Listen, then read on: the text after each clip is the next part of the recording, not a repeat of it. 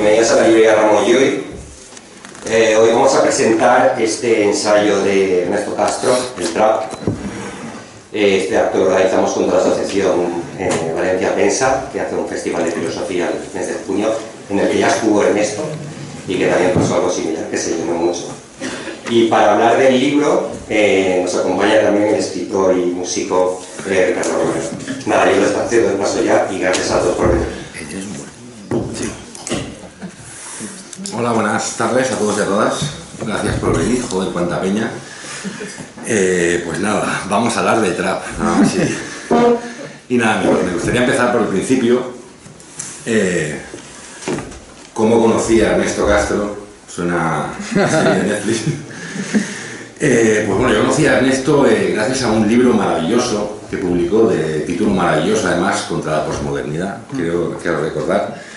Luego, bueno, nos mandamos amistad por Facebook y tal, y luego coincidimos, nos desvirtuamos en unas jornadas en la facultad en Valencia de teoría política y demás, que recuerdo que vino Domenico Lo Surdo, Dios lo tenga en su gloria. Y por todo esto tengo que decir que el libro me ha sorprendido muchísimo, ¿no? Porque se trata de un libro intrínseca e inequívocamente posmoderno. Y es posmoderno por muchos motivos, ¿no? Principalmente pues, por la lectura sociopolítica que hace del trap y de sus letras, por la visión feminista, y pongo enormes comillas, que hace muchas de las trap queens y sus letras. Y en ocasiones no solo es posmoderno, me voy a atrever a decir que a veces hay lecturas abiertamente neoliberales, ¿no? de nuestra realidad social y cultural. El libro comienza con la pregunta del millón, ¿no? ¿Qué es el trap? Y hay un montón de explicaciones y de argumentos. Creo que la que más se ajusta a la realidad, o con la que yo más estoy de acuerdo y está muy bien traída, es la definición estrictamente musical, ¿no? El trap, pues bueno, es la base de hip hop que se ha ralentizado, se ha bajado el BPM hasta, si en el hip hop son de entre 90 y 100 BPM, en el rap pasa a 50, 60, luego tenemos un montón de bajos super sintetizados, tenemos el famoso bombo de la famosa caja de ritmos 808, y bueno, musicalmente se renuncia al sampleo, se renuncia al sampling, a los samples de soul y jazz y demás típicos del hip hop más clásico, y digamos que es como una especie de hip hop ralentizado con electrónica, ¿no? Así a grandes rasgos. Luego, claro, la cosa se complica cuando intenta definir el trap desde un punto de vista de la actitud, del mensaje, del discurso, ¿no? O incluso de la ideología. Creo que en ese sentido no es nuevo, ¿no? Todo el discurso creo que además hay un momento del libro, no sé en cuál, porque hay un montón de anécdotas, hay un montón de entrevistas rescatadas, hay un montón de momentos del trap en este país que son innumerables, pero creo que es, no sé si Young Beef o que dice, ¿qué es el trap? Y tú, bueno, el trap es una bolsa de marihuana en un aeropuerto o algo así, ¿no? Tengo que decir que esto no es nuevo, ¿no? Este tipo de discurso y este tipo de actitud ya se daba en el hip hop desde mediados de los años 80, ¿no? El discurso del rap de bandas, del traficante, del chulo jugador, matón perdonavidas, que defiende su negocio en la calle, en la esquina, y todo este rollo, ¿no? De hecho había un subgénero dentro del hip hop que era el gangsta rap, que bueno, se alimentaba de eso, ¿no? Y ya en su momento, en aquella época, pues grupos de Nueva York, de la costa este, ya cuestionaron ese tipo de discurso, ¿no? Gente como Public Enemy, gente como KRS-One, posteriormente Wu-Tang Clan, Nas, ¿no? Todo lo que es la costa este, y además también ya se daba dentro del propio gangsta rap, pues todas estas rencillas y todos estos beef.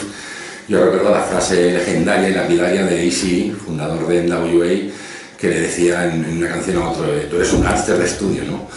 Y eso es algo que ya se daba, ¿no? Estos piques ya, estas original, yo soy el original gángster, gritaba Ice-T. Hay que decir que aunque en Estados Unidos es muy viejo esto, lo que comenta Ernesto en el libro es que está muy bien traído, tiene toda la razón. En el Estado español no se había producido este tipo de discurso, ¿no? El rap en el Estado español pues surge, por lo menos el rap serio, de todo el rollo de Torrejón de Ardoz y Alcorcón y tal, los poetas violentos, incluso grupos más festivos como la PP y demás.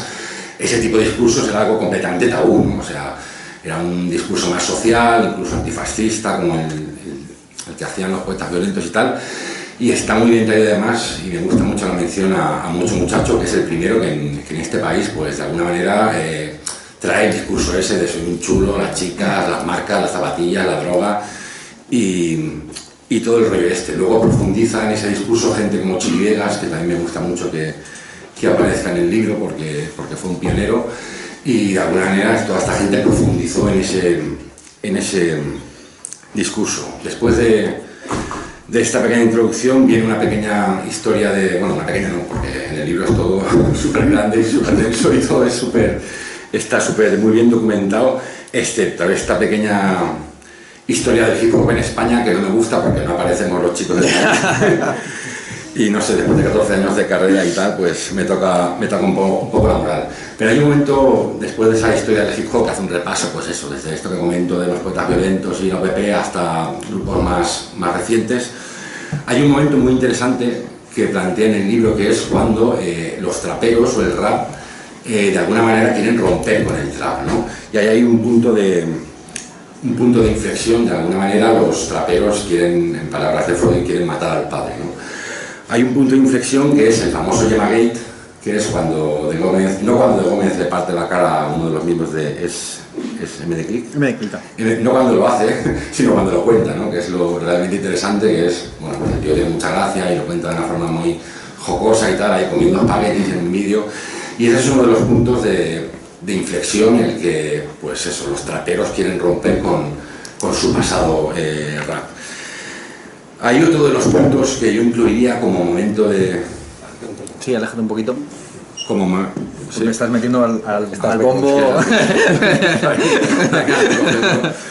Hay otro momento que yo lo incluiría en esa ruptura del trap con el rap que a Ernesto se le pasa, o no sé, o a ver qué opina, que es cuando Young Beef, en un tema con Cooking Soul, paradójicamente además con una base de bombo caja, super hip hopera, noventera, cocinando filete, creo que es el tema, dice algo así como no me compares con violadores, compárame con los chichos, ¿no? Violadores del verso. Y creo que ahí es otro punto de esos de inflexión en el que el trap quiere romper con el rap de toda la vida, con el papá, ¿no? Yo añadiría otro punto de inflexión de esa separación, que sí que lo comenta en el libro, que es mi famoso beef con Zetangana. Yo lo hubiera incluido aquí, ¿no? como uno de esos puntos de inflexión en el que el trap quiere romper con el rap. Tras esta gran introducción, pues el libro hace paradas en lo que son los pilares fundamentales de todo este fenómeno, ¿no? Primero con Purgan y Los Santos, pero bueno, todo lo que es Young Beef, Calé, de Gómez y demás. Después hay otro capítulo dedicado a Cecilio siempre gana. Después hay otro dedicado a Tangana, y por último hay un repaso a todo lo que es el fenómeno este de las trap queens y el feminismo este al que le pongo comillas, luego lo debatiremos. Y tengo que decir que esta primera parte del libro es la que más me ha sacado de mis casillas, ¿no? Por muchos motivos, ¿no? Primero por el academicismo, que supongo que es de formación profesional de Ernesto, pero el academicismo inunda todo el libro de principio a fin, ¿no? Y además hay muchas cuestiones y muchas referencias cogidas con unas pinzas enormes, como que Tangana es un pastor calvinista protestante, como que Young Beef coincide con Adorno, ¿no? Y como esto es muy ¿sabes? Sí, que bueno, que son cosas que están bien para poner de manifiesto los vastos conocimientos filosóficos del autor, para explicar cosas que, valga la redundancia, sencillamente, pues creo que son mucho más sencillas, ¿no? El pero más enorme, el pero más frontal que le hago al libro es, pues bueno, cuando de alguna manera pretende Ernesto vendernos emancipación, ¿no? Vendernos emancipación donde hay una asunción absoluta de los presupuestos neoliberales y del individualismo más abyecto, ¿no? El trap, mayoritariamente, porque siempre hay excepciones, en este país es individualismo salvaje, es consumismo exacerbado, es sexismo, es neoliberalismo de manual, es el triunfo este del yo y al resto que le peten, en muchas ocasiones barnizado con un discurso de coach de tercera, de esfuérzate y persigue tus sueños y mira a mí que he triunfado, todos podéis triunfar, ¿no? Si os esforzáis lo suficiente. Y bueno, ahí discrepo completamente, ¿no? Cada vez que pongo un ejemplo, cada vez que aborda la cuestión política o la cuestión social con los discursos, con las letras, con las actitudes, pues discrepo frontalmente. Bueno, él sabía que yo discrepaba y me ha traído a sabiendas. Claro. Creo que es todo bastante más sencillo, ¿no? En muchos casos, cuando no es postureo, porque no olvidemos que en muchos casos es postureo, porque luego resulta que este es tan del gueto como contaba, luego resulta que su papá es rico, luego resulta que pues en el mejor de los casos se trata de chavales de barrio que han interiorizado los valores neoliberales, ¿no? Y que intentan acceder a toda costa a los símbolos de estatus, ¿no? Y los símbolos de estatus pues son ropa cara, coches, fiestas en mansiones, chicas y todo ese tipo de gilipolleces. Luego otra cuestión, el otro pero enorme que le pongo al libro es la cuestión feminista, ¿no?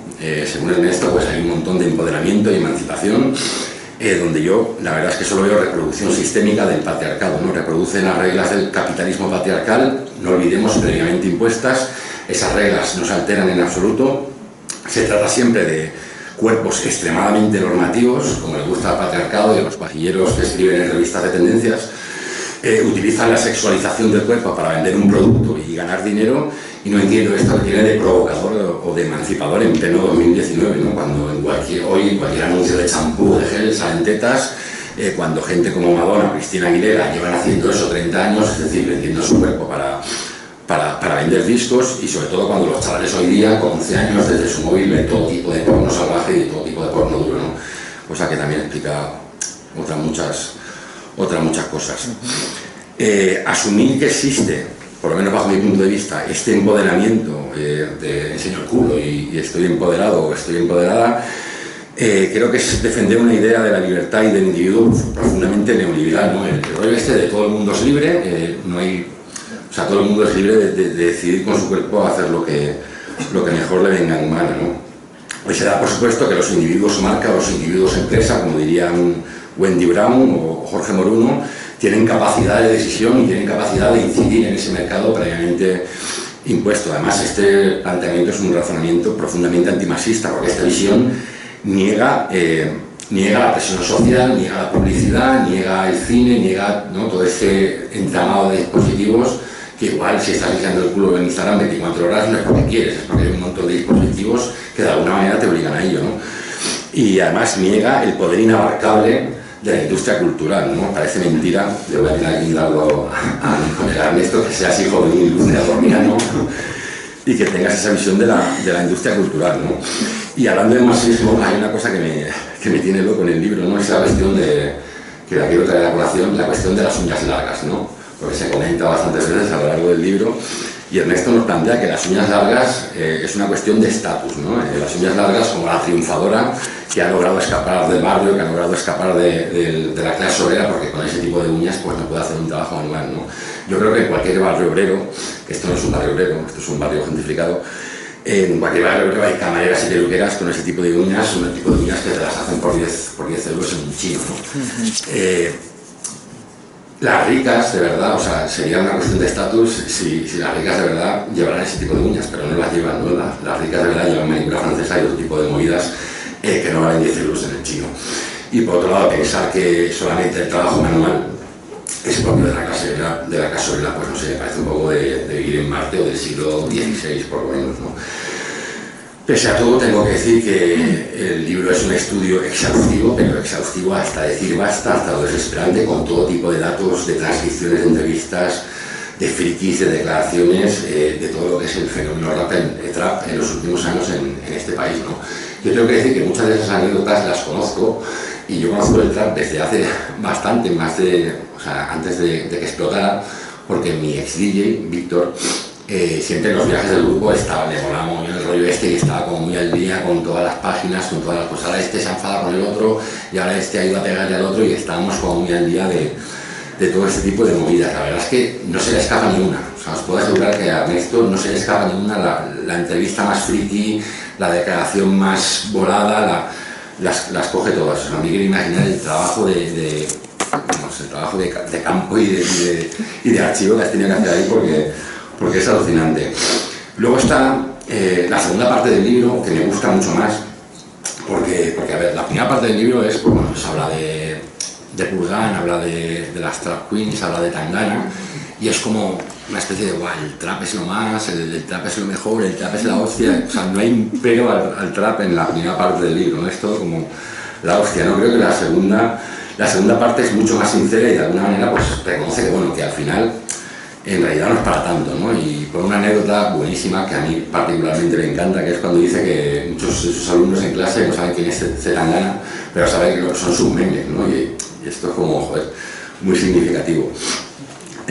Luego al final también hace una analogía muy potente, un poco tramposa, pero potente, que compara el trap con Podemos, ¿no? Y os voy a transcribir, de forma literal. Dice, del mismo modo que Podemos quiso ser el nuevo PSOE y se quedó en la nueva Izquierda Unida, el trap aspiró a ser el nuevo pop y se convirtió en el nuevo indie, ¿no? Y esto es muy interesante lo que dice, porque por lo menos más allá de las redes sociales, más allá de las visitas y de las redes sociales, que es el hábitat natural del trap, fuera de ahí cuesta mucho encontrarlo, ¿no? Más allá del Sonar y de festivales como Sonar o Primavera Sound, donde están los artistas de rap dando conciertos, ¿no? Es un poco como... Está todo como muy en el aire, ¿no? Es todo como muy gaseoso. Y ahí quiero puntualizarle también una cosa que dice, que muchos de los traperos están ya en el mainstream, y yo puntualizaría que de los que aparecen en el libro, a excepción de Rosalía, por supuesto, el único que creo que es mainstream es Zetangana. Los demás están ahí como que sí que no, y ser mainstream, o sea, son palabras mayores, significa sonar en la radio, significa un número de ventas, un número de escuchas, un número de... Madre mía. Y sí, de alguna manera se ha convertido en el indie, ¿no? Porque aparece el trap siempre en ese tipo de revistas, pues lo que viene a ser Vice, Playground, El País de las Tentaciones, y este tipo de festivales muy concretos, ¿no? Y al final la frase esa me la subrayé porque es como, joder, al final parecía que se iban a acabar el mundo, pero han terminado pues siendo la banda sonora de cuarentones modernos que van a sonar a, no sé, iba a decir una burrada, pero me la voy a callar. Luego, por último, y esta puña sí que esa conciencia, porque me molesta mucho, no deja de ser curioso que el único grupo de música urbana o trap que no aparece en el libro de mujeres es Tribade. ¡Qué casualidad! Claro, Tribade son feministas y Tribade son comunistas. Y pasa otra cosa, Tribade no salen medio en pelotas en los videoclips, ¿no? Y no pasa solo en este libro, pasa también el otro día, creo que era en El País de las Tentaciones, o casualidad también, había un especial sobre trap queens y todas las muchachas estas traperas, y salían un montón de grupos, como salía la típica Badía y tal, un montón de niñas que yo no sabía quién era, y por supuesto no aparecía Tribade, ¿no? Y me toca bastante la moral, ¿no? Y creo que no salen en este libro por la misma razón que en este tipo de revistas de tendencias y demás. Los artistas que aparecen en este libro aparecen cada 2 por 3, mientras La Raíz no existe, un grupo como La Raíz no existe, pese a que metió 25.000 personas en Madrid. Por la misma razón por la que Mundo Sonoro, el mes en el que KCO sacaba su esperado primer álbum en solitario, que estaba haciendo más, estamos hablando de Dios, ¿vale? Ese mes decidió darle la portada a Boracén en vez del disco de KCO. O sea, son cosas como que... porque la mayoría, y ahora para terminar, la mayoría de artistas que aparecen en este tipo de revistas, que aparecen en este libro, en su mayoría se limitan a sustentar en muchas ocasiones, bajo mi punto de vista, de forma vergonzosa el orden actual existente y su modelo económico.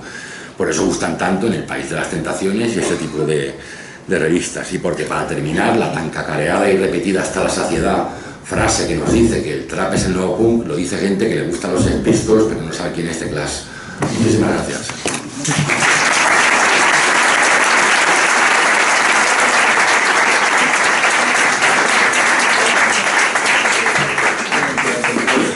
Bueno, pues yo no me voy a acercar tanto al micrófono, no os voy a golpear tanto con los bajos.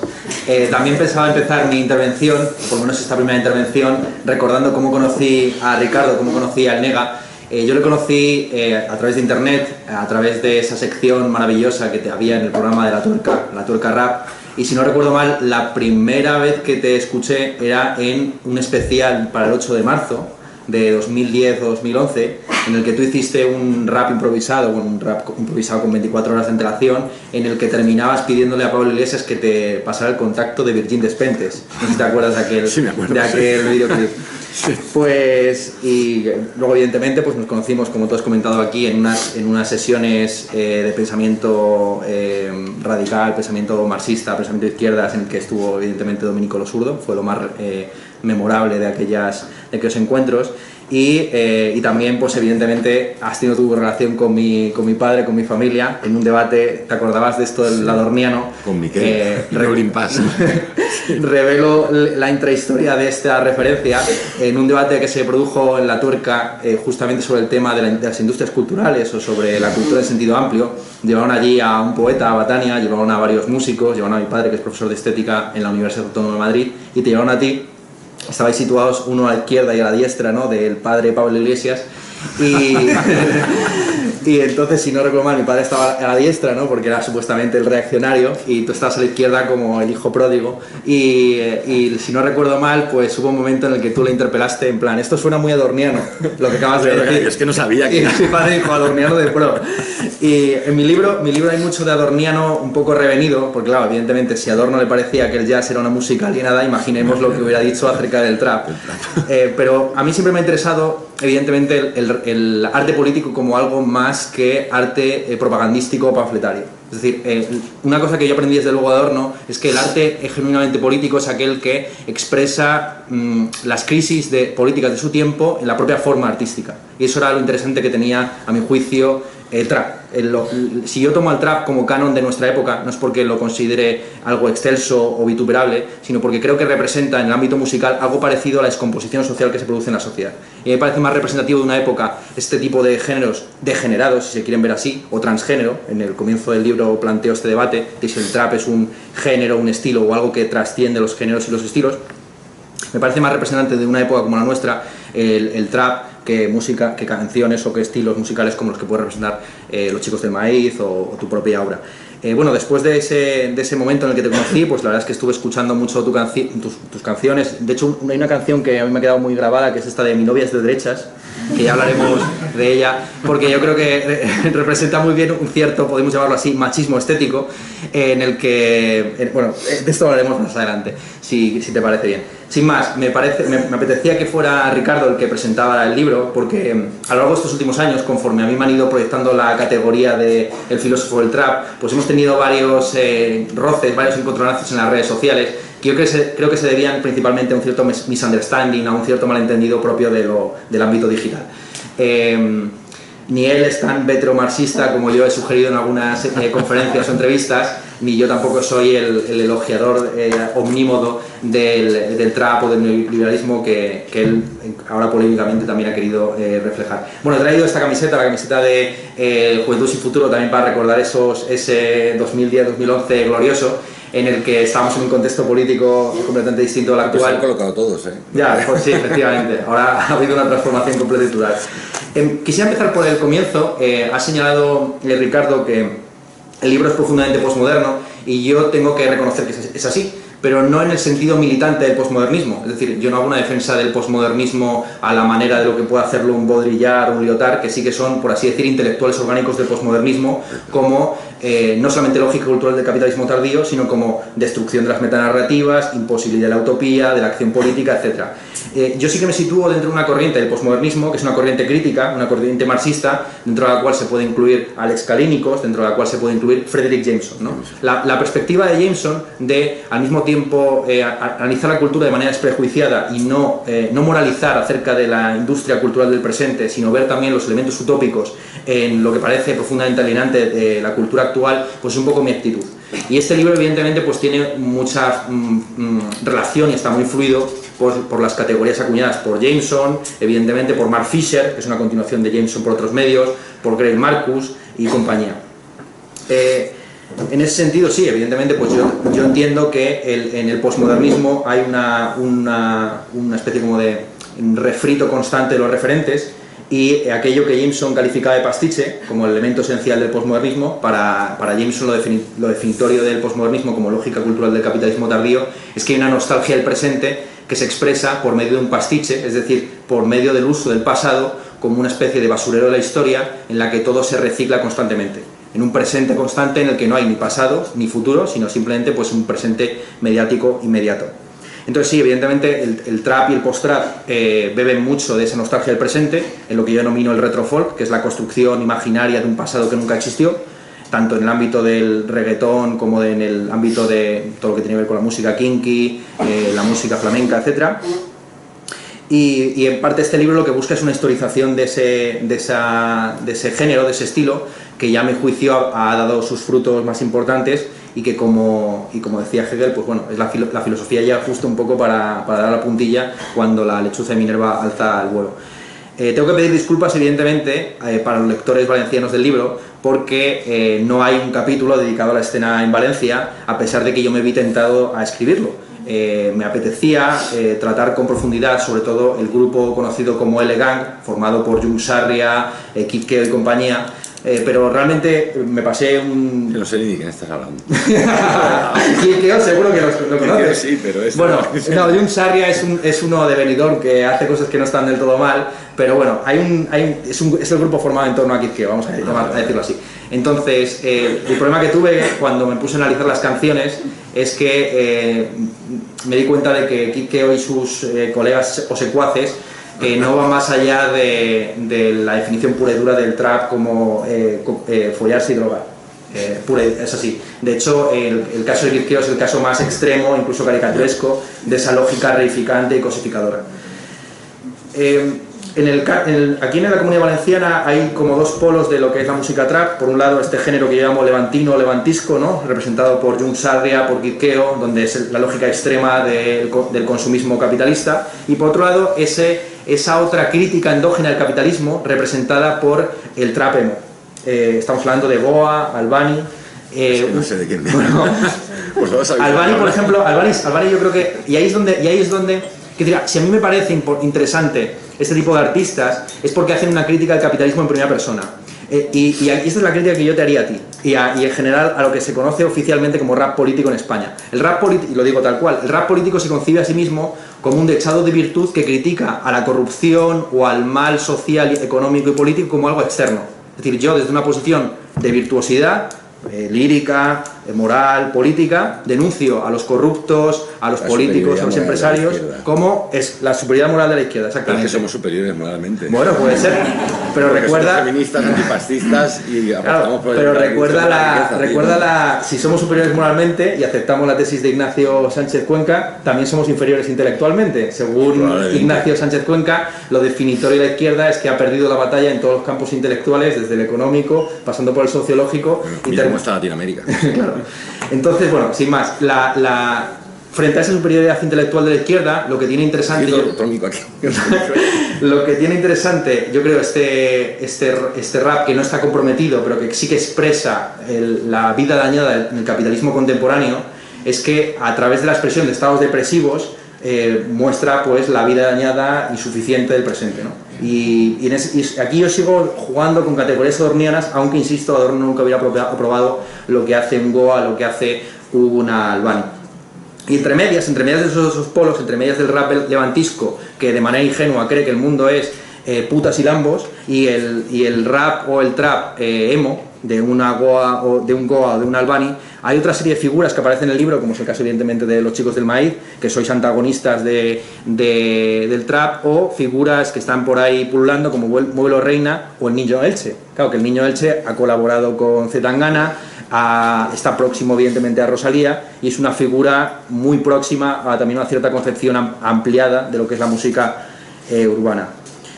Por lo demás, completamente de acuerdo en que unas figuras esenciales del origen del trap pues son Mucho Muchacho y Chiri Vegas, y también señalaré la figura de Costa como una figura central, y sobre todo Iki, el productor. Iki está en los orígenes de buena parte de lo que yo denomino rap dubstep, que posteriormente, junto con el Dirty South, da el origen a lo que es el trap. Y vamos a entrar en otro tema que a mí me parece importante, es el tema del individualismo, ¿no? Tú has señalado en tu intervención que una de las características distintivas del rap, no solamente en España, sino también en Estados Unidos, aunque haya críticos de esta lógica, es el individualismo. Yo creo que el rap es una música que expresa las contradicciones del capitalismo contemporáneo, porque se mueve constantemente entre el colectivismo más exacerbado y el individualismo más extremo. Casi todos los raperos combinan el ego trip con la defensa de su clica, de su grupo, y si me parecía interesante el trap era porque rompía con esa idea según la cual todo es una mierda salvo lo vuestro, entendiendo que vosotros sois nuestros amigos, ¿no? Es decir, en la mayor parte yo que me he revisado un montonazo de entrevistas de artistas urbanos españoles, es curioso cómo antes de la aparición del trap, cuando a un artista le preguntaban por sus referentes musicales, un artista urbano, quiero decir, un rapero, ponía siempre ejemplos estadounidenses y a sus colegas en España, entendiendo que en España pues siempre somos receptores, como no, pues de la música que sucede en ultramar, en Estados Unidos. Lo que interesante del trap es que ha generado una comunidad de solidaridad construida curiosamente a través del beef. Es decir, salvo el caso tuyo en el que recibiste un puñetazo, la mayor parte de los beefs que se han producido por la espalda, traición, nunca mejor dicho, una puñalada trapera, la mayor parte de los beefs en España se han realizado entre colegas, muchos de ellos están pactados, incluso hay gente que cree que el burofax que un beef me mandó está también pactado entre nosotros, de tal forma que los traperos se han apoyado a sí mismos, entre ellos, y han conseguido un cierto estatus mediático y musical gracias a esa solidaridad orgánica, aunque se exprese superficialmente bajo la forma de la confrontación. Una de las cosas que analizo también en el libro... Estás diciendo que es todo teatro. Sí, seguramente, o sea, eso es del luego. Pero claro, yo parto de la premisa de que el arte no tiene un compromiso fuerte con la verdad. Y que una cosa son los valores epistémicos y otra cosa los valores estéticos. Y yo yo defiendo fuertemente la autonomía del arte respecto de la política y respecto de la ciencia o de la filosofía, ¿no? Y que el arte no tiene un compromiso de mostrar la autenticidad, toma si quieres este bolígrafo, de mostrar la autenticidad o la verdad biográfica del artista. Y que lo interesante, y que el libro, el libro del trap, también es un intento, por así decir, de vivir o ponerme en la piel de personas que no soy yo mismo. Lo curioso, lo divertido, lo interesante del libro es que me obliga mismo a dislocarme de mi vida y de mi oficio puramente académico. Como tú bien has dicho, hay dos partes del libro muy diferenciadas, incluso en extensión. Una primera parte, hasta el capítulo aproximadamente quinto, en el que hablo de Zetangana, y el resto del libro, que es mucho más relajado, con unas notas a pie de página más perversas en ciertas ocasiones.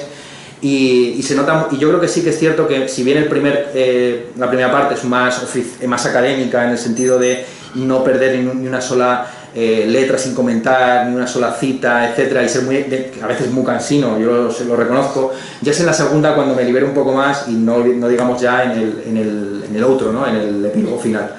Pero yo simplemente diría eso, que me parece que en el trap se sigue con esa lógica, no es un discurso puramente individualista, sino que se está constantemente jugando en esa ambigüedad entre el comunitarismo y el individualismo, sin una perspectiva política. Están siempre jugando, por así decir, entre lo que en la lógica del materialismo filosófico de Gustavo Bueno se llama la ética y la moral. Entiendo la ética como la disciplina que vela por la potencia de los cuerpos individuales frente a la moral que trata de los valores que rigen un grupo. Entonces, en el trap eso se expresa quizás en la lógica del yo empresario, evidentemente, y del grupo entendido ahora en una lógica feminista, contemporánea, posmoderna, el llamado así vagamente poliamor.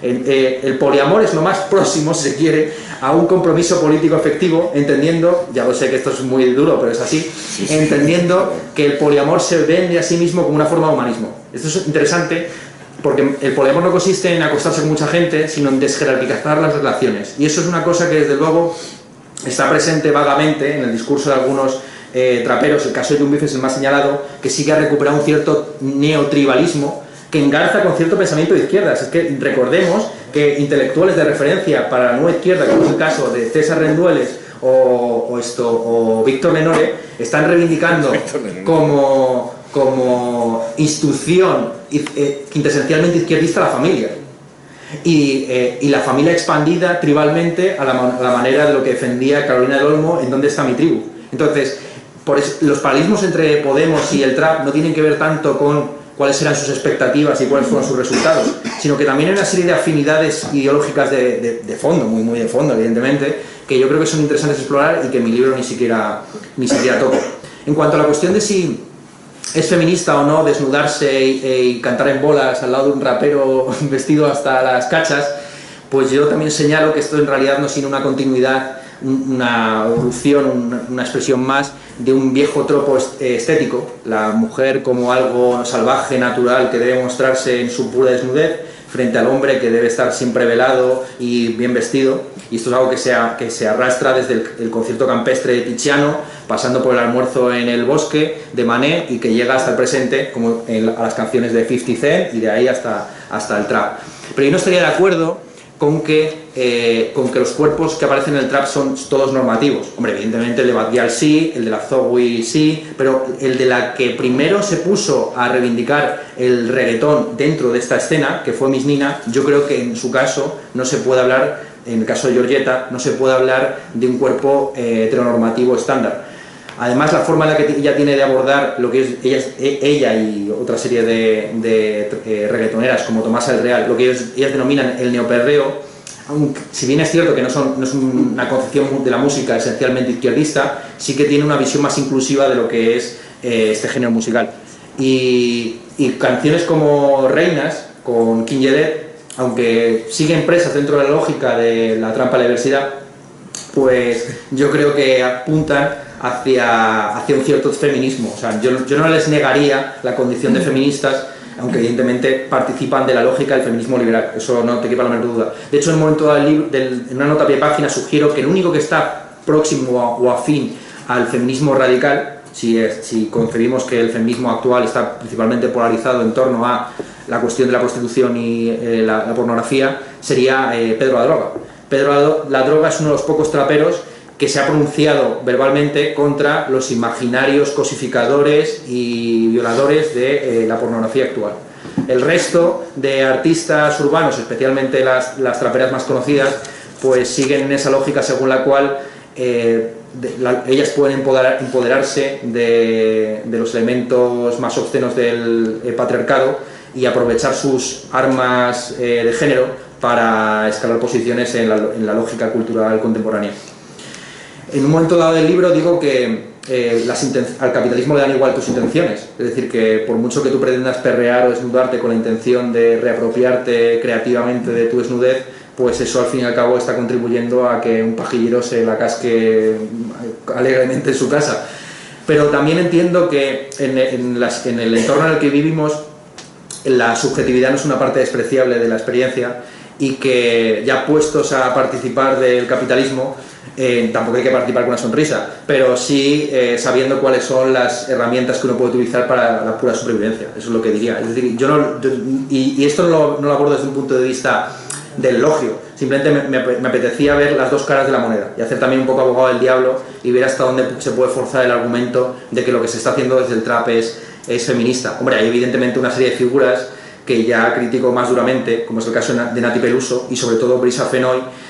Para describirla acuñó la expresión capitalismo a la violeta, que es el capitalismo con valores presuntamente feministas, ¿no? Tomando a violeta como emblema o color del feminismo, y el capitalismo a la violeta se expresa de una manera muy salvaje en canciones como Free, en la que Brisa Fenoy habla de la libertad como libertad respecto de las grasas, los azúcares añadidos. Esa canción en concreto era una banda sonora de un anuncio de yogures de Danone libres de calorías. Entonces, bueno, claro, eso es la libertad free, estar free es estar free de grasas añadidas, azúcares refinados, etcétera, etcétera. Entonces, en ese sentido, no creo que haya discrepancia entre tu posición y la mía. Yo simplemente sí que creo que la parte subjetiva no se debe despreciar, aunque evidentemente el análisis clásico marxista lo que analiza son las condiciones económicas subyacentes y cómo las diversas conductas de los individuos contribuyen al mantenimiento del status quo. Lo de las uñas largas yo creo que es más problemático y más de debates. Estoy de acuerdo en que las ricas de verdad lo que llevan son manicura francesa, y que las uñas largas fuera de España se suelen entender, sobre todo en el contexto caribeño, como propias de la clase trabajadora o del precariado. Sin embargo, la interpretación que me ofreció Bad Gyal en esa entrevista, que ya me concedió hace un año, me parecía tan sugerente y tan rompedora que me apetecía simplemente continuar o tirar de ese hilo. Buena parte de lo que yo digo no lo digo porque yo lo crea, sino porque me parece sugerente o interesante, en términos casi de filosofía ficción, coger una premisa y ver hasta dónde llega. Y en este caso, eso sucede en el libro un montón de veces. Claro, si el libro de 400 páginas, a lo mejor el 70% de ellas, insisto, son simplemente vamos a tirar de este hilo a ver hasta dónde llega. Acepto la crítica de no haber mencionado a Tribade en el libro. El grupo que sí que aparece a modo de descargo es Ira Rap, quienes han sido calificadas de trap. La razón por la que no aparece Tribade es porque a mi juicio no es trap. Los únicos artistas urbanos que no son traperos, salvo Zetangana, evidentemente, con esta polémica que siempre ha tenido él con la categoría, que aparecen en el libro, son los que se han posicionado o bien en contra o bien han sido incluidos por la razón que fuere. Por ese motivo pues menciono a Ira Rap, porque en el documental o en la docuficción Trap, Star, ¿cómo se dice? Kinky Stars, se las incluye como si ellas fueran traperas cuando no son nada de eso.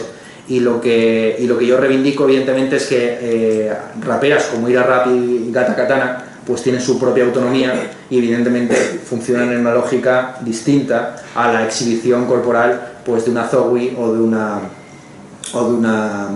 Batial. No obstante, a mí sí que me parece interesante cómo la Zowie ha desemantizado el término puta.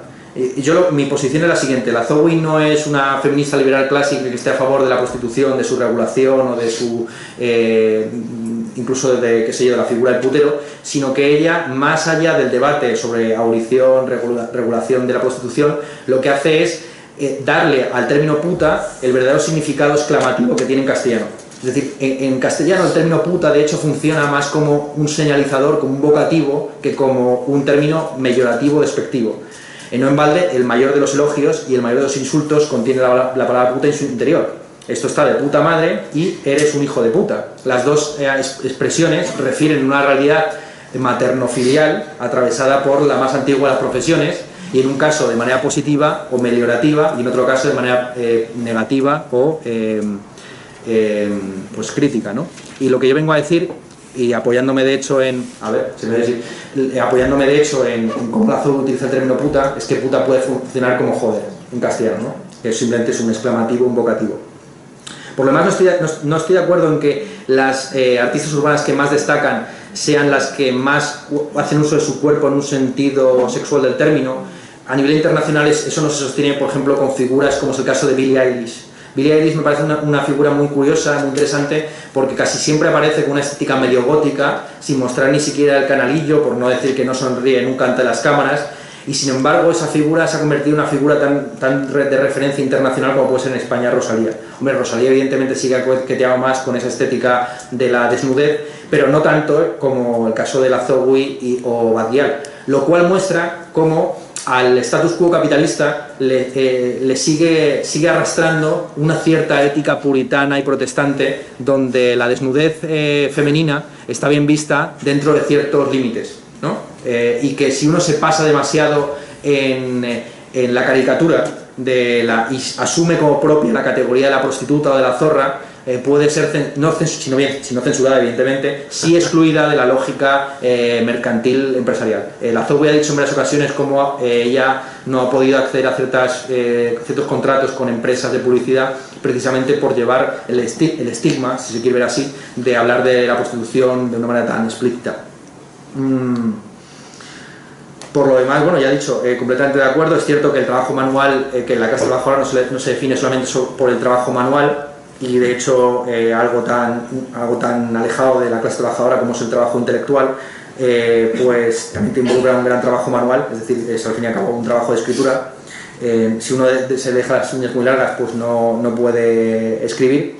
Y no sé, siento terminar tan en falso, no tengo un gran redoble de tambores con el que terminar este primer round del encuentro el Nega Ernesto Castro. Simplemente, pues de nuevo agradecerte tu intervención y supongo que tendrás ahora momento de réplica. Sí, bueno, me gustaría que la gente participara y demás. Dos cosas. El otro día estuve en Bruselas, donde está exiliado Antoni, que está exiliado porque vive en la cárcel, no porque no le hacen contratos de marcas comerciales. Quería dejar esto claro. Déjame bolígrafo. Comentábamos con uno de los chavales de la organización del tinglado el tema de los grupos y solistas. Y yo, preparándome esta charla, me di cuenta que la mayoría de artistas de trap son solistas. De hecho, cuando ha habido grupos como Purgano, les ha funcionado casi mejor en solitario, por ejemplo tú, porque estás súper al día, no, creo que por lo menos ha tenido la sensación de que tanto a Young Beef como a De Gómez y tal les ha funcionado mejor en solitario, ¿no? Y todas las trap queens son solistas, ¿no? Y creo que eso es bastante significativo y creo que enlaza muy bien con esto que te comentaba del individualismo, ¿no? Es tan individual todo que no hay grupos, son todos solistas.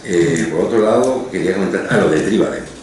¿Por qué no aparece Tríbade? Porque no es trap. O sea, aparece el niño de Elche, aparece Rosalía, pero no Tríbade. O sea, a mí no me...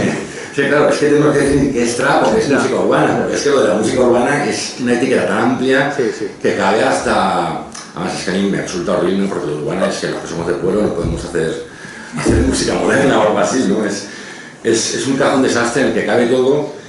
Y bueno, yo creo que Tríbade sí que tiene mucho de traperas, o sea, desde las bases sí que el disco es muy variado y tiene bases más clásicas, de hip hop más clásico, pero creo que igual no encajan para ti en la categoría trap, igual por la actitud, por el mensaje, ¿no? Porque es como un mensaje más explícito, es un feminismo muy militante, pero muy interesante a su vez, ¿no? Porque me encanta el tema este que dicen yo no soy una feminista, ¿no? Y se cuestionan y exponen sus contradicciones y nada más, o sea, solo eso, a ver si la gente se anima.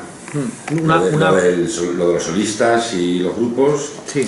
Y lo de Tríbade. Sí, para mí esto último no lo había pensado, pero es curioso cómo los grupos sí que han reaparecido en el post-trap, sobre todo en el post-trap canario. El capítulo que le dedico al post-trap, hablo de cómo ha habido una recuperación del R&B, género que en Estados Unidos es próximo al rap, pero que en España, curiosamente, pues los artistas de R&B que habían surgido en los años 90-2000 no habían tenido su relevancia, su importancia, porque muchos estaban de hecho próximos quizás al reggaetón o la música latina y eran vistos de una perspectiva colonial o racista, por la razón que fuera, pues en lugar de ser la parte del león en términos comerciales y musicales, normalmente eran figuras más marginales, ¿no? Flavio Rodríguez, etcétera.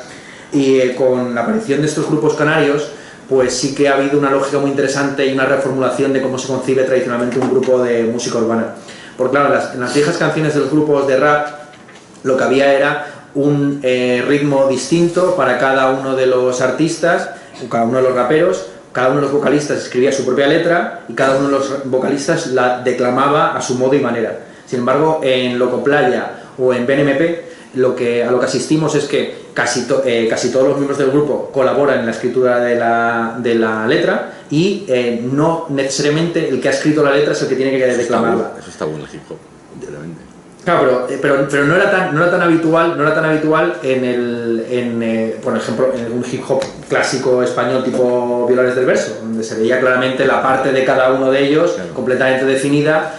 Pues Lírico tenía su ritmo, KCO tenía su ritmo y así, incluso yo creo que en algunas, no sé cómo funciona exactamente en Los Chicos del Maíz, pero yo sí que veo bastante tu parte se define muchísimo porque en tu parte siempre hay un tú eres esto y yo soy esto, o alguna referencia cultural así como cinematográfica, eso nunca puede faltar en tu no puede faltar en tu parte. Pero bueno, sin más, creo que eso es interesante mencionarlo. Hombre, un grupo también de trap feminista, y que ese sí que es trap puro y duro, que juega de hecho con las referencias traperas, es Slash Witch. Estuve pensando si incluirla o no, pero de nuevo, yo tengo una cierta alergia adorniana por el arte panfletario, es decir, por el arte explícito en lo político. Me parece más interesante, insisto, que lo político no esté en el contenido sino en la forma. Esto es muy difícil de rastrear y en ocasiones uno cae en la sobreinterpretación, como le pasaba a Adorno y como evidentemente me pasa a mí, es decir, que saco de contexto muchas afirmaciones. Tú has señalado dos, esto de que Young Beef está de acuerdo con Adorno, del mismo modo que Adorno decía que no era posible la poesía después de Auschwitz. Young Beef, en una entrevista que le hicieron, dijo que después de la crisis económica no era posible el arte, ¿no? Porque sería como que hubiera chistes en un velatorio. Y es cierto que a veces peco de interpretosis, precisamente porque por así decir, concibo la crítica como una forma de arte también, ¿no? Es decir, entiendo que la crítica no consiste simplemente en la creación de un mapa a escala 1:1, donde uno simplemente refleja lo que ya existe en una realidad previa, sino que la crítica tiene un componente creativo, artístico, en el que uno coge ciertos materiales que estaban ahí afuera y los intenta trabajar con ellos también artísticamente.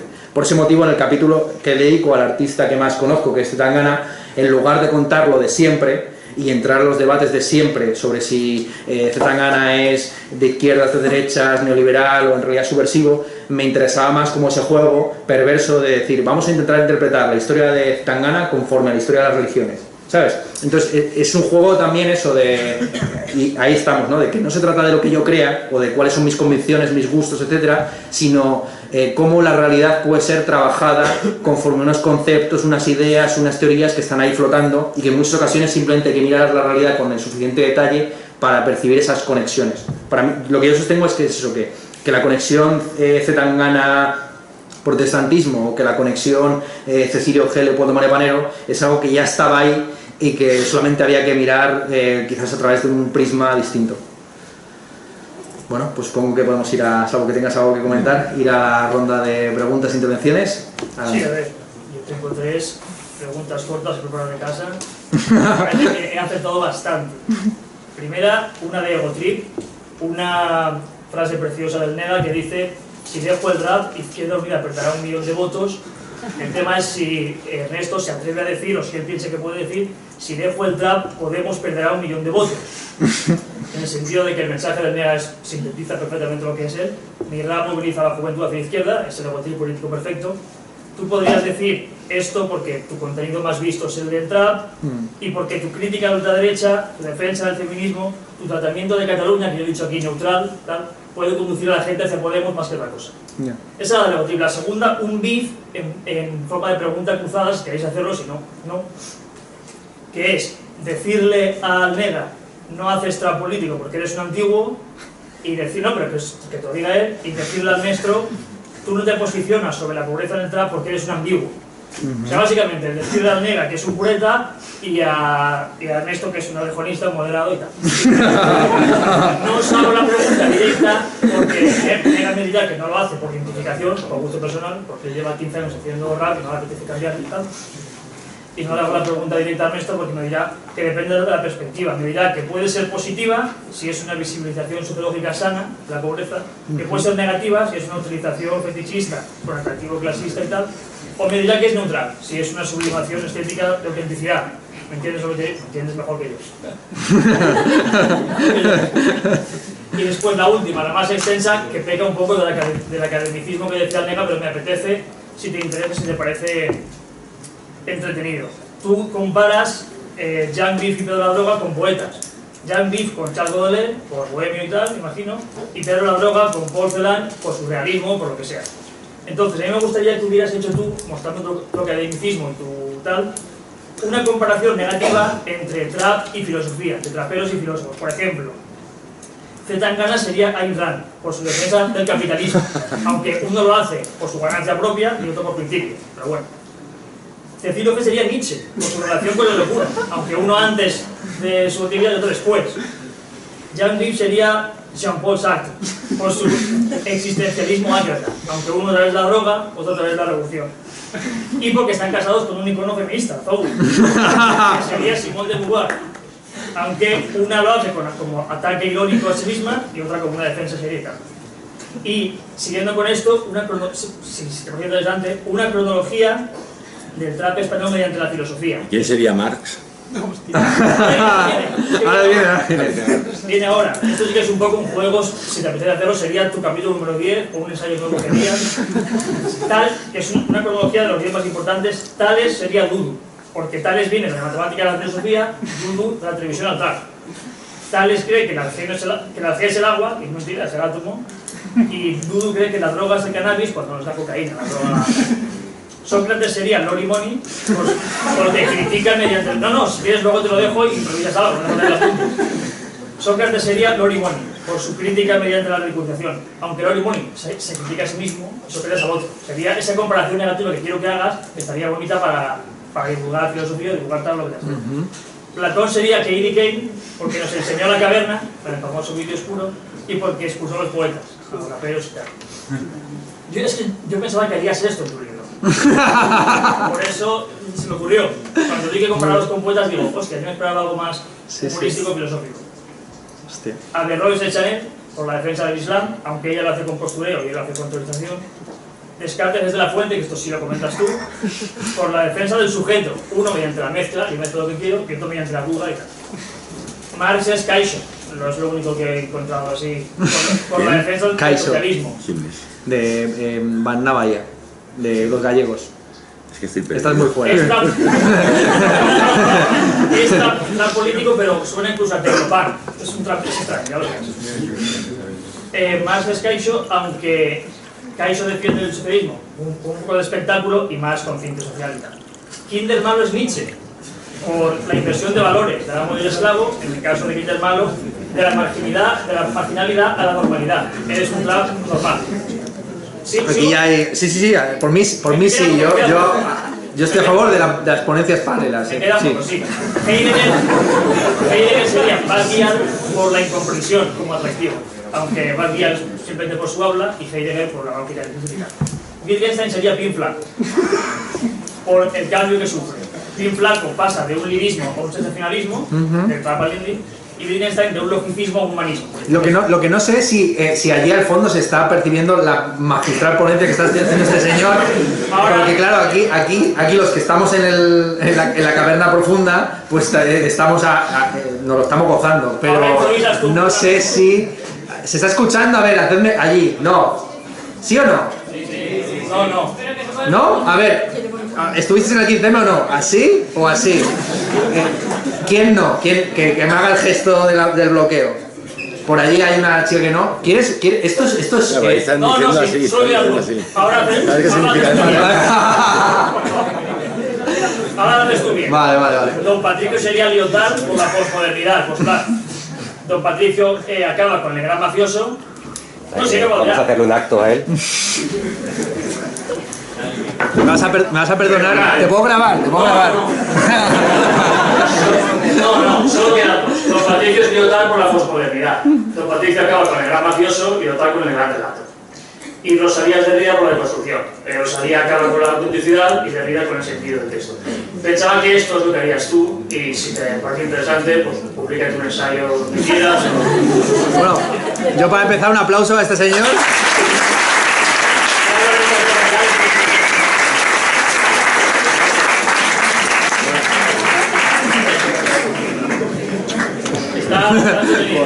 Maravilloso. Bueno, pues nada, ya me hacen el trabajo, o sea, fantástico. Estoy flipando. Yo creo que no hay respuesta posible, ¿no? A lo que acaba de decir él. Que quedéis para explicar. Claro, quedamos para... Tú tienes que hacer el prólogo a la tercera edición. Tu cara tiene que aparecer en la portada. En caso de que no secuestren el libro, tú tienes que aparecer en la tercera edición del libro. Sí, evidentemente. Hablando de secuestro de libro, yo quería comentar qué pensarán los traperos de verdad. Esto se desmonta por momento. ¿Qué pensarán los traperos de verdad del libro, ¿no? Y si te consta que alguien lo ha leído, ya sabes más la opinión de John Beef, que lo quería secuestrar, pero a mí es algo que me gustaría saber, ¿sabes? Te consta si te ha llegado gente y te han llegado, qué piensa la gente que, pues los que aparecen en el libro, ¿no? Sí, el libro se lo mandamos a prácticamente todos los que aparecen como protagonistas, es decir, los que aparecen mencionados así. Ya, pues menuda ruina. Sí, no, la verdad es que, a ver, no a todos los que aparecen mencionados, pero sí a los que les dedicamos una cierta sección, etcétera. Entonces, por lo menos mandamos sus 30, 40 ejemplares solamente a traperos. Y el feedback que hemos recibido, a Raquel Ripper le gustó la referencia que hice a ella vagamente en el capítulo sobre el feminismo, a la gente de Galicia sobre todo les ha gustado bastante la referencia a Van Navalla, la referencia que hago a Boyanka Kostova. Claro, tú has mencionado el tema de por qué el concepto de música urbana es perverso, y es básicamente lo que yo expongo en mi libro, es decir, la idea de música urbana es muy restrictiva, porque aparte de que el rock también es música que sucede en las ciudades, no todo el trap se hace desde la urbe, sino que hay un trap rural. El ejemplo que yo pongo en el libro es el de Boyanka Kostova, que es un grupo gallego que hace muchas bromas con todo lo que es el agro gallego, y a ellos les ha gustado bastante. referencias o qué más... bueno, Zetangana parecía interesado en el libro, se lo mandé, no sé si tiene tiempo ese caballero para leer ahora un libro de 400 páginas, pero sí, por lo demás, o sea, lo que he recibido ha sido una especie como de enhorabuena así indefinida, y luego gente que sí que lo ha leído con un cierto detalle, más figuras un poco secundarias, es decir, sí que me ha llegado por Instagram el típico artista urbano que lleva a lo mejor 2 años, que ha leído el libro con interés, pero no tanto para buscarse a sí mismo como para ver cuál es la perspectiva que yo tenía sobre el asunto, ¿no? Y me ha parecido interesante, y también ha habido gente, pues evidentemente, que me ha hecho ciertas correcciones así más de detalle de cosas que yo no podía conocer. Lo que me ha fascinado sobre todo es mucha gente que se había escuchado letras, por ejemplo, de Cecilio G, incomprensibles, hasta un nivel de detalle increíble, y que me ha corregido pues hasta la última coma, y eso yo evidentemente pues lo agradezco. Pero digamos que reacciones de los más mainstream, pues no todo el mundo tiene tanto tiempo libre como para eso, para leerse un libro de 400 páginas. Y además hicimos la putada de no poner un índice de nombres al final, precisamente para evitar que el trapero de turno cogiera el libro y dijera, ¿dónde estoy yo? ¡Pum! Pues si quieres saber dónde estás, te tienes que calzar por lo menos un capítulo o 2 de media. ¿Alguna pregunta más? Lo hacemos ya bien, ¿no? Bueno, Sí. da igual. No, era por lo que había dicho Nega sobre el trap, como las bases se ralentizan, porque de alguna manera u otra, pues, por ejemplo, hablamos de Public Enemy, que tienen unas bases muy aceleradas, y justamente cuando hablas de Wu-Tang Clan me parece muy, muy curioso, porque yo, por ejemplo, estaba hablando el otro día con un colega, le dije que hay canciones, por ejemplo, la de Bring the Ruckus, que es Vengo la con una típica... chupa de Wu-Tang Clan, Sí, a ver qué dices. me flipa. Pero, por ejemplo, la de Bring the Ruckus es lo que decimos, es reza, coge y empieza a darle palos a una caja y hace una canción así. La canción se inicia con eso, con unos palos dándole a una caja. Y alguna vez u otra yo estaba hablándolo con mi colega, y es eso, las distorsiones de las bases propias de Wu-Tang Clan, del primer disco de Enter to the 36 Chambers y tal, que son bases mucho más distorsionadas, mucho más fuertes. De alguna manera u otra también como reformulan el bombo caja de alguna manera y empiezan a cambiar todo lo que es el panorama del rap. Y también para mí funciona como una especie de proto-trap, por decirlo de una manera. Sí que a lo mejor suena un poco muy mullido, pero sí que de alguna manera u otra también el trap americano sobre todo se basa en las distorsiones de las bases. Sí. Oyes trap americano y es un todo el rato, y de alguna manera u otra pues a mí me recuerda a veces a Wu-Tang Clan, pero obviamente muy lejos. Y también otra cosa, y es cuando se habla de los traperos, donde que indagan sobre los valores neoliberales típicos, que se muestra sobre todo en la estética, que me parece muy interesante. Pero de una manera u otra también se puede volver a los orígenes del rap, cuando en los orígenes del rap lo que se llevaba era, cuanto más prendas llevabas más lujosas, más estatus tenías dentro del mundo del rap. Y estamos hablando a lo mejor de la época de Grandmaster Flash o toda esta época de gente que iba con toda la parafernalia de ropa que prácticamente era lujosa igualmente, y a lo mejor iban con un discurso también anticapitalista, pero que de una manera u otra pues también patentaban esa estética más rica o más de pardal y todo eso. Sí, si te parece, hacemos una ronda como de intervenciones, porque veo que hay mucha gente. Vale, no, pero apunta, tú tienes aquí bolígrafo. ¿Alguna otra pregunta más? A ver, espérate, un segundo. Y había otro chico por ahí. Es que nos estamos quedando sin pilas. Vale. Esa grita pelado. A ver cómo va esto, ¿verdad? Vale.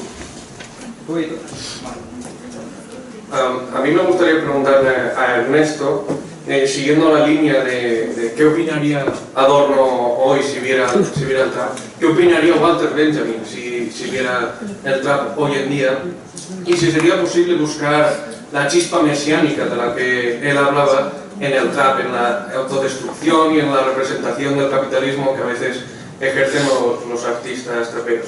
Y la segunda cuestión es ¿a qué esperas a hacer un debate con Daniel Bernabé y comentar su libro de la trampa de la diversidad? Gracias. ¿Alguna otra por ahí? No, nada. Uy, perdona. Yo quería hacer una reflexión sobre la última cosa que habéis comentado sobre el rap canario. Y es que, bueno, parecía que estáis así describiéndolo, bueno, sobre todo Ernesto, como un poco algo fuera de la lógica y un poco que había renacido un poco ese espíritu de los grupos. Y al final, si lo pensamos, BNB murió en 2017, luego Playa al final ha triunfado más por Dompa y por Bejo en solitario que realmente por lo que hicieron como grupo. Y lo que sí que podemos sacar de la escena canaria, creo, es el rollo de la solidaridad que llevan entre los artistas. Si tú, por ejemplo, ves otros artistas que están como alrededor de Cruz Cafuné, de Bejo, etc. Por ejemplo, Da Guaira. El último clip que saca Da Guaira sale Cruz Cafuné, por ejemplo, como de artista, o sea, como de actor principal. Y un poco, por ejemplo, todo lo que se ha creado alrededor de yo qué sé, por ejemplo, Cruz Cafuné, que a la vez que se lo han dejado todos, un poco, bueno, no que se lo han dejado, sino que se han pasado un poco más al underground, de Elegas, el otro, Indigo Jams y Choclo, que se han quedado un poquito más atrás, a la vez han estado ahí con Cruz Cafuné para que Cruz sí estuviera un poco más en primer plano y ellos se quedaran en segundo plano. Y eso la verdad es que quizás es una cosa más interesante que leo yo al trap canario, que hay mucha parte de solidaridad y de ayudarse, y como que es un terreno libre de beef Canarias.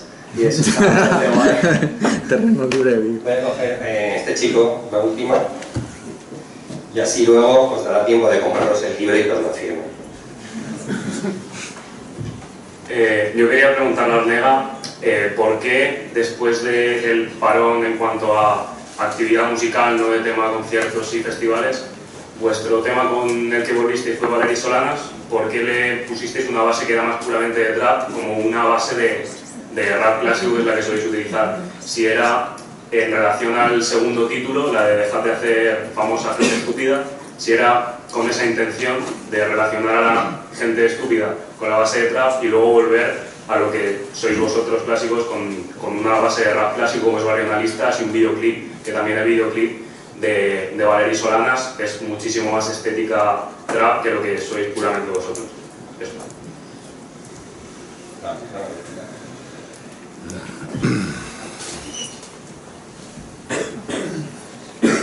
Bueno, empezar como queráis. Vale, ¿empiezas tú? Vale, sí, al compa que comentaba de Wu-Tang Clan, te lo cojo muy con pinzas, ¿no? Sí que es cierto que presentaba las producciones, apretaba los bajos y de alguna manera cambió el boom bap y ya no, o sea, cuando aparece Receta y sus producciones cambia la escena por completo, ¿no? Pero hay un elemento fundamental que lo separa del trap, ¿no? Y es el sampling. O sea, en Receta sigue habiendo sampleos, sí que es cierto que hay algo ahí de bajos súper apretados y tal, pero creo que hasta ahí. Luego lo que comentabas de la ropa es cierto, ¿no? Los primeros artistas de rap en la época del Mensaje, la Master Flash y toda esta gente sí que vestían ahí como los chulos de la época. ¿Habéis visto The Deuce, la serie de Division? Pues los raperos vestían así, ¿no? Con los sombreros ahí súper estrambóticos, súper estrafalarios. Y claro, hasta que ocurre una cosa, hasta que aparece un grupo que se llama Run DMC, que dicen: yo es que no tengo dinero para comprar, tengo dinero para unas salidas y una sudadera, ¿no?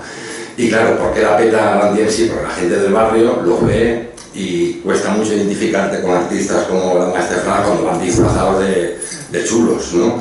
Y cuando aparece Run DMC y van vestidos como la peña del barrio, la petan de esa manera, ¿no? Hay una anécdota brutal cuando empieza a sonar la canción Adidas y tal, que hay uno de los grandes directivos representantes de la marca Adidas, pues ellos quieren que les paguen las sudaderas y lo llevan a un concierto, y a mitad de concierto le dicen: enseñad vuestras Adidas, y todo el público, miles de personas, sacan ahí las Adidas, y claro, el de la marca alemana dijo: ¿dónde hay que firmar, no?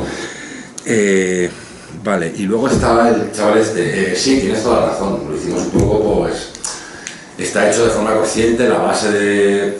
Tampoco diría que es una base de trap, es una base más moderna, con los bajos estos súper apretados. Creo que es un pedazo de base increíble de Griffith, y sí que era un poco pues para hacer reflexionar a la peña, ¿no? De que a veces hacemos famosa gente que pues tiene valores muy cuestionables bajo nuestro punto de vista, ¿no? Y luego sí que después pues, volver con un tema como Barrio Navista, que es hip hop clásico, la música, la temática, ¿no? Y también porque estábamos, por lo menos a mí me pasa un poco, estoy muy harto de estos niveles de sobreexposición, cuando eres una figura semipública o famosillo de tercera, como yo digo, pues a mí a veces me cansa y ¿no? Digo, esto no me pidas foto, el famoso mi perro, ¿no? Hay gente que le encanta estar en esas dinámicas, muchos de los que aparecen en este libro les encanta el rollo de la foto, los photocalls, estar en el centro, que se hable de ellos, tener un montón de likes. A mí me pasa lo contrario, y cada vez conforme me voy haciendo más mayor, no sé si se la da, pero cada vez es como de, tengo que sacar disco, promo, entrevista, fotos, cada vez es como algo que quiero tener más lejos de mí, dentro de la medida de lo posible, lo que, con todo lo que implica pues, tener un grupo y ser una figura medio pública o famosillo de tercera. Sí, yo empezaría por el tema de la solidaridad en Canarias. Canarias como un lugar, una free zone del BIF, un espacio libre de BIF.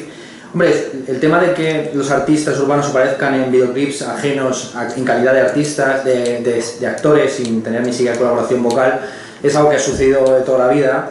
Hace poco se estrenó, de hecho, un videoclip, si no recuerdo mal, de Los Punsetes, en el que aparece incluso Víctor Lenore, ¿no? Ya una cosa casi de metacoña, ¿no? Sí, de metacoña total, ¿no? Es decir, no sabía el dato. No había... Quiero verlo. Está por ahí. Y hacía como un poco papel de juez, como no podía ser de otra forma, y les suspendía, pero bueno. Era un juego, evidentemente, que con la propia figura de Víctor Lenore, con la posición que él ha tenido respecto a la música indie. Como digo, esta solidaridad o esta solidaridad espectacularizada también es algo que sucedía de siempre y que también ha sucedido en el trap fuera de Canarias.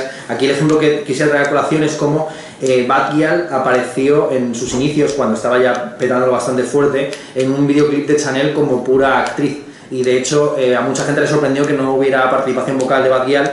Y yo incluso tomo ese videoclip para reflexionar qué hubiera sido Chanel si hubiera continuado. Porque claro, Chanel ha sido la estrella trapera más efímera de nuestro panorama, que pasó de ser lo máximo a desaparecer, a irse a Francia y a sacar finalmente, con años de tardío, un tema en el que dice que si la buscas, pues la encontrarás en la calle, ¿no? Por lo demás, pues eso, la Zoe, Miss Nina, Soma Damantina aparecían en los videoclips de Purgan como actrices o como figurantes, y esos son unos paralelismos que yo creo que son interesantes entre el trap y el punk. Yo cuando hago ese paralelismo no entiendo, no es para ensalzar el trap, porque yo no veo, evidentemente el punk tiene sus zonas de oscuridad y de luz, tiene sus grises, sus artistas comprometidos, como es el caso de Clash, y sus artistas más veletas o con una posición más estética o nihilista de la música. Y algo parecido también sucede, yo creo, que en el trap, aunque evidentemente es más difícil de encontrar ese tipo de figuras comprometidas, hasta el punto que aquí nuestro oponente alternativo pues no ha conseguido encontrar ninguna figura paralela a Marx, salvo el caso de Kaiso, que participa de esta, como ya he dicho, denuncia en primera instancia o en primera persona del capitalismo. Lo que yo denomino arte político participativo, ¿no? Que digamos que la parte de la denuncia o del compromiso tiene que ir más bien del lado del público que del lado del artista, y entender la obra como una obra abierta que debe ser interpretada y en ocasiones denunciada por su público, ¿no? Dicho esto, quisiera pasar al tema de Walter Benjamin. Hombre, evidentemente Walter Benjamin es una... si Adorno seguramente hubiera despreciado el trap, Walter Benjamin no sabríamos qué habría dicho, pero desde luego hubiera enfocado el análisis del trap de una manera bastante parecida, muchísimo mejor evidentemente, a como lo he hecho yo. Es decir, mezclando marxismo con pensamiento teológico.